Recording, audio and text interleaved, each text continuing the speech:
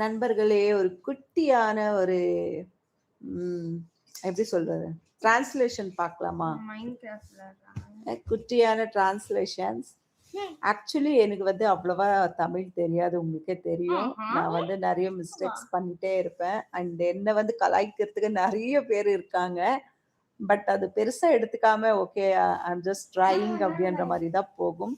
So நான் few words வந்து இங்கிலீஷ்ல கேட்கறத நீங்க அப்படியே தமிழ்ல வந்து டிரான்ஸ்லேட் பண்ணுங்க. Let me learn my Tamil. Let me improve my Tamil language in reading. சரி, ஓகேங்களா? ஸ்டார்ட் பண்ணவா?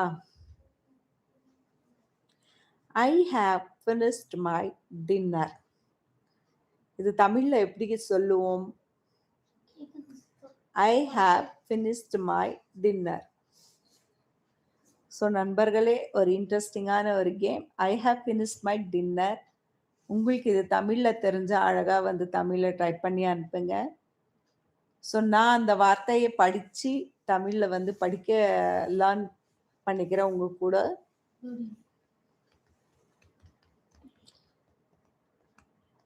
ஹலோ, 2 பேருமே படுங்க போதும்.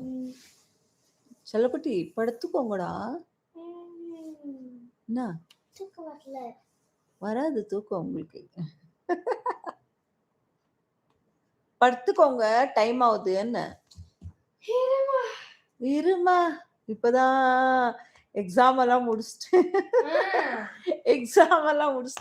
படி படி படி அப்படி அந்த சொல்ல எல்லாத்தையும் தாண்டி இப்ப வந்து நான் இருக்கேன்னா நீங்க வேற தூங்கு தூங்கு, நீ ஏன் மம்மி டிஸ்டர்ப் பண்றீங்க? I finish my dinner. ஆமாண்ணா, நான் அதுதான் கேட்டேன். I finish my dinner. இந்த வார்த்தைக்கு தமிழ் வார்த்தை நீங்க டைப் பண்ணி அனுப்புங்க. அஃப்கோர்ஸ். நான் என் இரவு உணவை முடித்தேன். வாவ், சூப்பர் அண்ணா, super. So I just wanted to learn Tamil by reading. So நீங்க இப்படி அனுப்பும் போது I could try to read the sentence. Super.